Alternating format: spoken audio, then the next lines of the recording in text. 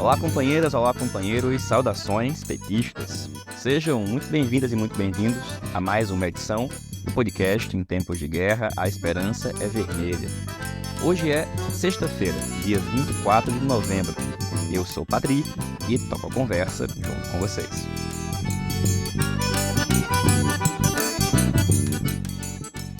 No episódio de hoje, mais curtinho, ouvimos o companheiro Walter Pomar, do Diretório Nacional do PT, que fala sobre a eleição na Argentina e o seu resultado, e a situação no conflito de Israel contra a Palestina.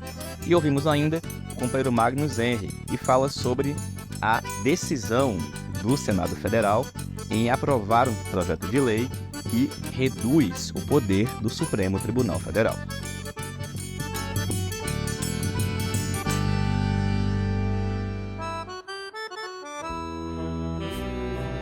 E pessoal, começamos a edição de hoje aqui do podcast falando rápidas notas sobre economia. É que o presidente Lula decidiu vetar a proposta que prorrogava a desoneração da folha de pagamento. Uma proposta que já há algum tempo vinha sendo tratada, discutida e encampada por setores da grande mídia, do empresariado e até mesmo por alguns setores do movimento sindical. Mas o fato é que o Lula decidiu vetar essa proposta. Uma das manifestações já divulgadas é a do presidente da CUT, o Sérgio Nobre, e é a nota divulgada por ele que eu passo a ler a partir de agora. Abre aspas. A CUT defende que todas as medidas que afetam a classe trabalhadora sejam amplamente discutidas e negociadas entre as partes envolvidas. A desoneração da folha, da forma como foi aprovada no Congresso Nacional, não estabeleceu nenhum tipo de garantias ou contrapartidas em empregos e direitos seriam mantidos enquanto o incentivo fiscal vigorasse. A defesa intransigente da desoneração da folha de pagamentos de 17 setores sob o argumento da proteção de empregos não se sustenta e significa a retirada de recursos que financiam a Previdência Social, que passou por profunda reforma em 2019, sob o argumento de que faltavam recursos para o seu financiamento. Ao longo do tempo em que vigorou a desoneração da folha, as empresas beneficiadas não se comprometeram nem ao menos em manter os níveis de emprego. Desde que foram desonerados em 2011, os 17 setores mantiveram seus movimentos de contratação e demissão vinculados às variações do mercado. O veto do presidente Lula ao projeto de lei que prorrogava a desoneração nos traz a oportunidade de melhor debatermos esse assunto e, na continuidade dos debates da reforma tributária, encontrarmos um melhor caminho na direção de um sistema tributário mais justo e progressivo, que beneficie a sociedade brasileira como um todo e não setores específicos. Fecha aspas. Bom, gente, na próxima edição aqui do podcast, a gente vai tentar escutar a companheira Jandiro Errara e outras companheiras e companheiros do movimento sindical, porque esse tema é muito, mas muito importante. Como diz a nota do presidente da CUT, esse processo de desonerar a folha de pagamento, feito lá no passado, tinha como objetivo permitir que alguns setores, 17 setores no final das contas, ampliassem as suas contratações e reduzissem as suas demissões. Acontece que, como nós sabemos, foi inclusive nesses últimos anos que o Brasil atingiu recordes de desemprego. Nesse exato momento de 2023, o IBGE divulgou dados sobre o desemprego que são até mesmo otimistas, inclusive em relação à juventude. Mas, óbvio, ainda existe um índice muito elevado de desemprego, um índice muito elevado de informalidade. E nesse momento em que o governo precisa aumentar a sua arrecadação, em que precisa enfrentar, por exemplo, as propostas do novo arcabouço fiscal, conceder novas desonerações sem as garantias de que os setores vão ampliar a contratação e não vão ampliar as demissões é algo temerário, razão pela qual é muito importante que o debate seja feito de público, com toda a sociedade e com a participação da classe trabalhadora. Na próxima edição, a gente volta a esse assunto. E dito isso, a gente vai escutar agora o companheiro Walter Pomar, membro do Diretório Nacional do PT. E, Walter, queria que você falasse hoje para a gente sobre dois assuntos que estão relacionados com a conjuntura internacional. Primeiro, o resultado do segundo turno das eleições na Argentina, com a vitória do ultraliberal, narcocapitalista, como você preferir chamar, do Javier Milei, derrotando o candidato peronista Sérgio Massa. Qual que é a avaliação e uma opinião sobre isso? E também que comentasse sobre a situação do conflito, da guerra de Israel contra o povo palestino. Afinal de contas, essa semana nós tivemos o início de uma espécie de trégua, que não é um cessar-fogo, mas é uma trégua para que se possam realizar trocas, né, de reféns, que na verdade são pessoas que estão presas há anos no Estado de Israel e que vão ser agora libertadas em troca da devolução dos reféns mantidos pelo Hamas. Bom, para falar um pouquinho sobre essa situação, o que esperar disso e qual que é também a tua opinião. Olá, Patrick. Olá, ouvintes do podcast, comandado pelo Patrick Campos Araújo. Pois é, Patrick, vou começar pela Argentina. O Javier Milei ganhou o segundo turno derrotando o peronista Sérgio Massa. Javier Milei teve 55,69% dos votos e Sérgio Massa teve 44,30% dos votos. Em números absolutos, Milei teve no segundo turno 14.476.462 votos dos argentinos e argentinas. Já o Sérgio Massa teve 11.516.142 votos. Há toda uma discussão sobre os motivos que levaram Milei à vitória e uma discussão específica sobre por que essa vitória foi com uma vantagem tão expressiva. Mas há explicações mais ou menos óbvias para isso. Em primeiro lugar, o fato de que a situação econômica na Argentina está muito ruim e o Sérgio Massa era ministro da Economia. A situação econômica está ruim não por alguma causa natural, mas por uma confluência de motivos, entre os quais as opções estratégicas, em particular as opções de política econômica adotadas pelo governo Alberto Fernandes. É bom lembrar que no passado recente houve uma polêmica imensa entre o grupo peronista liderado pelo Alberto Fernandes e o setor peronista liderado pela vice-presidenta Cristina Kirchner, exatamente em torno da política econômica, mais especificamente em torno do chamado acordo com o Fundo Monetário Internacional. As escolhas feitas não deram bom resultado. Isso prejudicou brutalmente a vida do povo argentino e uma parte desse povo, apesar disso, votou no Sérgio Massa para derrotar o Milei e outra parte deslizou em direção ao Javier Milei, ou seja, setores pobres que tradicionalmente eram eleitores das candidaturas peronistas, dessa vez deram um voto castigo a favor da candidatura do Javier Milei. Esse é um dos motivos. O outro motivo é que a direita tradicional descarregou seus votos no Javier Milei. Para vocês terem uma ideia, no primeiro turno, a candidata da direita tradicional teve 6.267.152 votos. Se você somar esses 6 milhões com os 7 milhões que Javier Milei teve, já dá 13.884.000 mais 267.000 dá 14 milhões. Ou seja, a votação que a Patrícia Bullrich teve no primeiro turno, somada à votação do Javier Milei no primeiro turno, dá praticamente toda a votação que o Javier Milei teve no segundo turno. Faltam 476 mil votos, mais ou menos. Isso quer dizer que sem o apoio da direita tradicional, sem o apoio do Macri, sem o apoio da Patrícia Bullrich, sem o apoio das oligarquias argentinas, a extrema-direita não teria chegado à vitória. Aliás, algo que a gente já viu aqui no Brasil, certo? Bom, em resumo é isso. A gente vai voltar a falar certamente do governo da Argentina a partir do dia 10 de dezembro, quando ele tomar posse, né?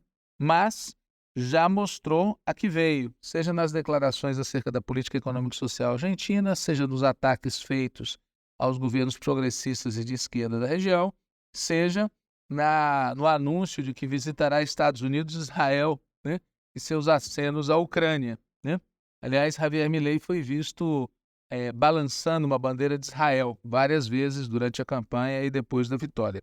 E agora, o segundo ponto que você me pergunta é como andam as coisas na Palestina. Veja, primeiro, o genocídio prosseguiu durante todos esses dias, desde o último podcast.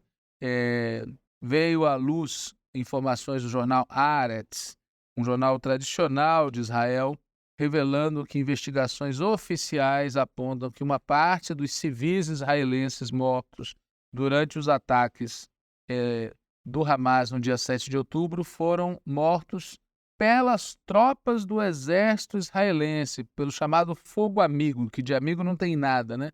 Inclusive os jovens que estavam naquela rave, uma parte dos que perderam a vida perderam porque tropas do exército de Israel atiraram sem saber no que estavam atirando, ou seja, se comportaram como se comportam em território palestino, em que atiram a esmo, né? E não se importam em matar civis, fizeram a mesma coisa em território ocupado por israelenses e o resultado foi civis israelenses mortos. Em que quantidade? Isso é algo que só as investigações vão revelar, mas mostra que uma parte da propaganda sionista, uma parte da propaganda do Estado de Israel acerca do que ocorreu no dia 7 de outubro é pura mentira, né? Absolutamente mentira. Bom, mais recentemente vieram à tona as informações de que estariam em curso negociações entre o Hamas e o governo de Israel, mediados pelo Catar em particular, e essas negociações resultaram num acordo de troca de reféns israelenses por presos políticos palestinos, né? Os reféns israelenses que estão provavelmente em Gaza serão trocados por palestinos que estão presos nos cárceres israelenses. A rádio Jovem Pan, essa rádio de extrema-direita, que todo mundo conhece aqui no Brasil, diz que a troca era entre reféns e presidiários. Vocês notaram a sutileza, né? O problema é que esses presidiários palestinos, na verdade, são pessoas que foram presas pelo exército de Israel, pela polícia de Israel, por se oporem à ocupação, e muitos estão presos sem saber por quê, sem acusação formal e sem condenação. Existe um instituto lá em Israel chamado prisão administrativa que permite ao governo manter as pessoas presas nessa condição por longuíssimos períodos, né? Isso nos foi explicado em detalhe pelo um ministro da autoridade palestina que se dedica a isso, a cuidar dos direitos e buscar defendê-los dos palestinos presos em cárceres israelenses. Enfim, haverá essa troca e, ademais, durante alguns dias haverá uma interrupção das hostilidades e se autorizará a entrada de ajuda humanitária na faixa de Gaza. Já está se vendo hoje que essa interrupção é parcial, o governo de Israel segue, seja na Cisjordânia, seja em Gaza, fazendo as suas barbaridades. De toda maneira, é uma boa notícia do ponto de vista prático, uma vez que vai permitir um fôlego para a população de Gaza e, ademais, revela, mais uma vez, como o governo de Israel está enfrentando dificuldades, porque é óbvio que essa negociação poderia ter sido feita antes. O governo de Israel escolheu fazê-la agora porque a sua ofensiva militar não parece estar tendo os objetivos que eles se propuseram a alcançar. Os objetivos que estão sendo alcançados são o genocídio, né? A mortandade, a destruição, mas os objetivos que eles se propuseram a alcançar não estão sendo alcançados. Então, depois de dias e dias e dias, né? Mais de mês, colocando em risco a vida dos reféns, eles agora negociam a troca de reféns por prisioneiros, coisa que já estava posta sobre a mesa há bastante tempo. Portanto, é um sinal de que a pressão interna a Israel dos familiares, dos que se opõem à guerra, está crescendo e o governo de Benjamin Netanyahu está sendo obrigado a fazer algo que não queria fazer. Vamos ver quanto tempo dura essa trégua, mas não vamos nos iludir. O tema lá não é a trégua, o tema lá é que Israel saia dos territórios ocupados. A ocupação tem que cessar. Enquanto houver ocupação, haverá violência. É isso, Patrick. Até uma próxima. Valeu, Walter. Obrigado, companheiro. E, gente, saindo da conjuntura internacional, aqui para o Brasil, a gente vai escutar agora o companheiro Magnus Henry. O Magnus é advogado, professor de Direito, e a gente convidou ele aqui na edição de hoje do podcast para falar de um tema que tomou as manchetes dos principais jornais ao longo de toda a semana, que é a votação que o Senado Federal realizou de uma PEC que, em alguma medida, limita os poderes do Supremo Tribunal Federal. Mas, Magnus, é isso mesmo? Afinal de contas, o que essa PEC realmente faz? O que ela é? Quais são os próximos passos? Qual que é a tua opinião? E também, se você puder falar para a gente qual foi e como está sendo a pauta política do Congresso Nacional nesses últimos dias, nessas últimas semanas. Opa, Patrick! Olá, ouvinte do podcast Em Tempos de Guerra, a Esperança é Vermelha. Patrick, esta semana no Congresso Nacional foi um retrato muito claro sobre o grau de controle que a direita tem sobre a agenda do Congresso Nacional e um alerta importante para o nosso campo de que pode não ser o caminho mais acertado continuar com a forma atual de negociação com o Centrão. Por exemplo, na Câmara, ao invés de se debater a atual pauta prioritária do governo na Casa, que é a reforma tributária, o plenário tratou de insistir em sua agenda de retirada de direitos das trabalhadoras e dos trabalhadores ao aprovar um projeto que diminui o Fundo de Garantia de Trabalhadores Jovens. E também ao aprovar a aceleração de um projeto que susta os efeitos do ato do ministro do Trabalho, Luiz Marinho, que restringia o trabalho em feriados e domingos. Isso tudo ao mesmo tempo em que a direita obstruiu a ponto de impedir a votação de um projeto bem simples, de autoria de Guilherme Boulos, que instituía o mês de agosto como de combate às desigualdades. A obstrução desse projeto fez com que o projeto não fosse votado e levou a sessão até 1h30 da manhã, né? 1h30 da manhã. Um tema que era super simples, sem muitas questões, só instituía o mês de agosto como o mês de combate às desigualdades. Ou seja, mesmo diante de todas as concessões feitas pelo governo, a direita chamada de Centrão, esse grupo persiste defendendo, pasme, uma agenda de direita no Congresso Nacional e dificultando o andamento de projetos prioritários do governo. A cada novo espaço do governo dado para o Centrão, eles dobram a chantagem dizendo que não é suficiente ou que não estarão na base do governo, não entrarão na base do governo, ou de que não estão liberando emenda suficiente, de que é preciso garantir mais autonomia para quem está assumindo a pasta que o governo está dando.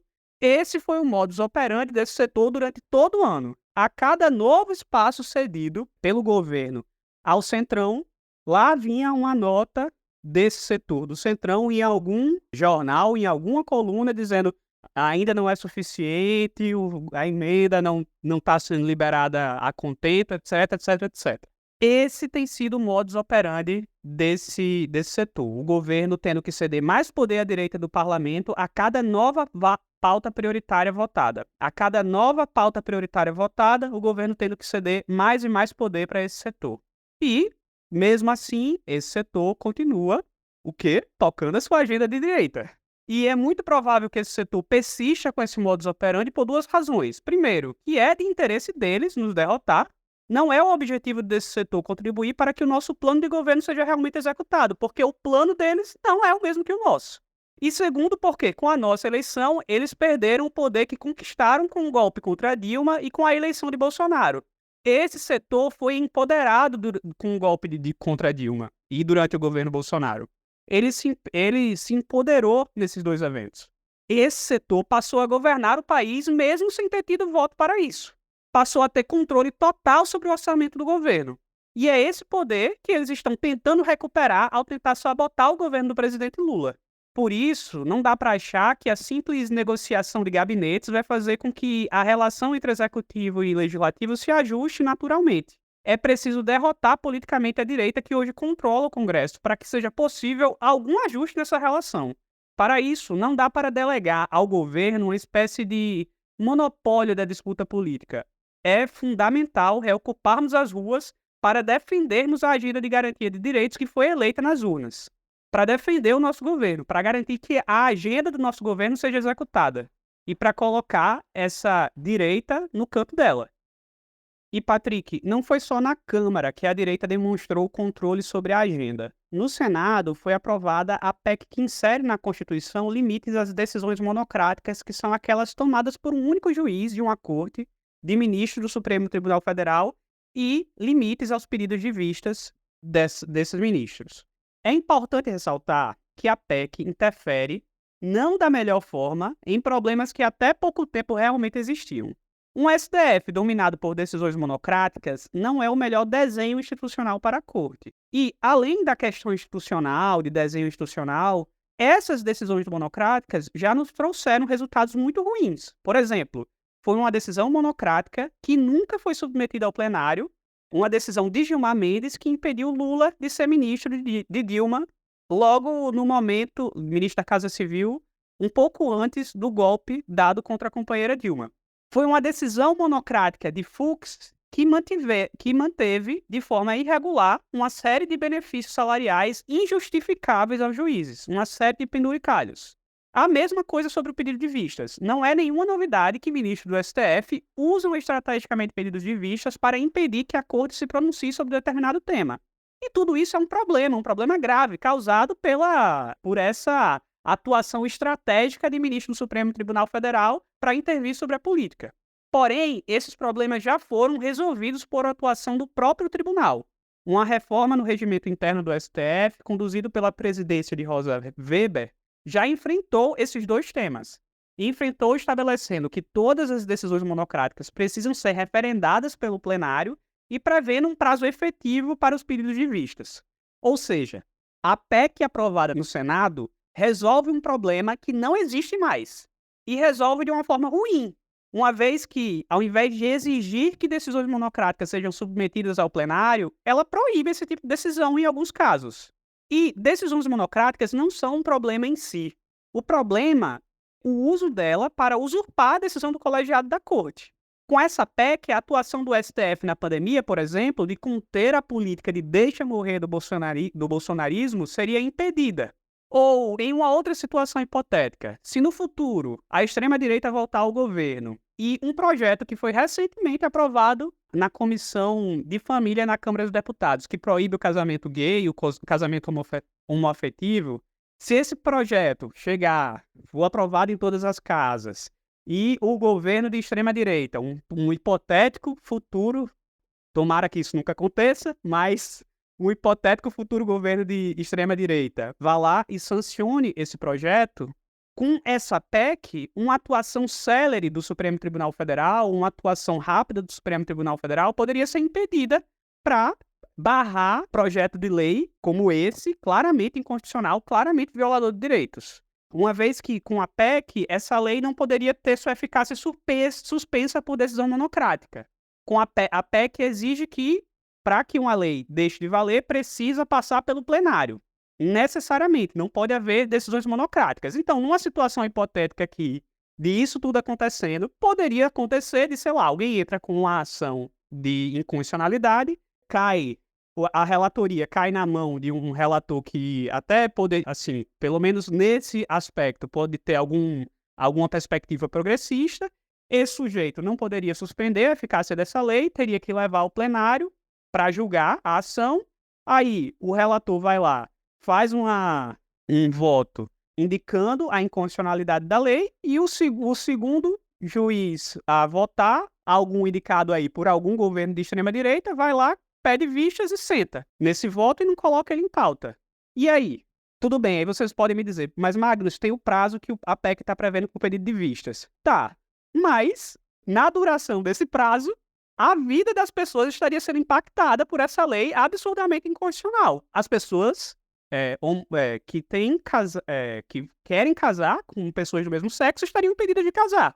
Então, veja, eu estou dizendo isso para dizer que essa discussão sobre, meu Deus, decisão monocrática, coisa de só lá do Supremo, não interfere muito na nossa vida, mas pode interferir. A vida das pessoas, né, as nossas vidas, poderia ser impactada diante desse obstáculo à reação a leis claramente inconstitucionais. Ou, sei lá, uma lei que proíba a distribuição de contraceptivos estaria impossibilitada de ser suspensa de forma monocrática e poderia ter uma situação tal como essa que eu descrevi. Chegar ao plenário, alguém sentar em cima dessa lei e ficar aí um tempo com essa lei valendo e essa política pública de distribuição de anticoncepcional está sendo impossibilitada. Além disso, a movimentação política para a aprovação dessa PEC está longe de querer realizar aprimoramentos institucionais no Supremo Tribunal Federal.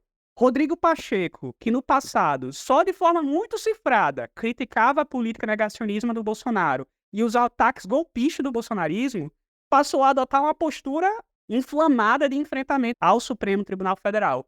E isso como reação a decisões corretas da Corte. Por parte de Pacheco, essa PEC é uma reação às decisões recentes do Supremo Tribunal Federal, como sobre o marco temporal, né, a que garantiu que o marco temporal da Constituição para a demarcação, que o marco temporal não é o marco de 88, né, não é a edição da Constituição de 88, para a demarcação de terras indígenas, o andamento de ações que liberam o aborto para as mulheres até um período de gestação aí, que eu não lembro exatamente qual é, e também o andamento da ação que garante a descriminalização, critérios para a descriminalização do porte de drogas, né, de maconha, na verdade. Então, por parte de Pacheco, essa PEC é uma reação a essas decisões corretas do Supremo. Ou, na verdade, não decisões, né, porque a decisão só foi uma. As outras duas foram andamentos de ações.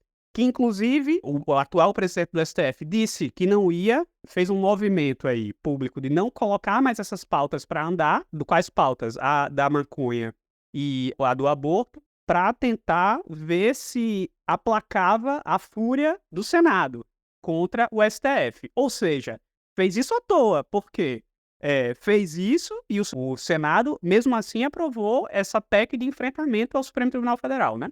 E, por parte do bolsonarismo, no Senado, essa PEC é uma reação à atuação modesta do Supremo Tribunal Federal contra o golpismo bolsonarista. Então, a aprovação dessa PEC está longe de ser algo de melhora na institucionalidade do Supremo Tribunal Federal. É uma vitória da agenda bolsonarista de enfrentamento ao Supremo Tribunal Federal no Congresso. E, além disso, essa PEC ainda tem a aprovação dessa PEC ainda tem uma outra consequência. É o empoderamento de um sujeito que já é muito poderoso, Arthur Lira. Porque com essa PEC, com a chegada dessa PEC na Câmara, Arthur Lira, que tem o poder de agenda na Câmara dos Deputados, certamente aumentará o seu capital político para as negociações com o Supremo Tribunal Federal e até mesmo com o governo. Um abraço, Patrick. Valeu, Magnus. Obrigado, companheiro. Bom, vamos seguir acompanhando muito de perto essa questão, em especial porque vale ressaltar que o tema, mais uma vez, como diversos outros temas, não foi debatido no Diretório Nacional do PT. E a posição do partido foi tomada pela sua bancada no Senado. E a consequência foi, por exemplo, que o senador Jacques Wagner, do nosso partido, líder do governo no Senado, decidiu dar um voto que ele disse que foi pessoal e independente a favor do projeto. Agora, o fato é que o debate segue com a discussão na Câmara. E qual vai ser a posição do partido? É muito importante que as instâncias do PT tratem desse e dos demais temas que, com a importância que possuem, não podem ficar restritos a uma parcela dos militantes do partido que ocupam cargos parlamentares. Seguiremos falando desse assunto, portanto, a gente se reencontra na próxima edição aqui do podcast. Saudações petistas e até mais.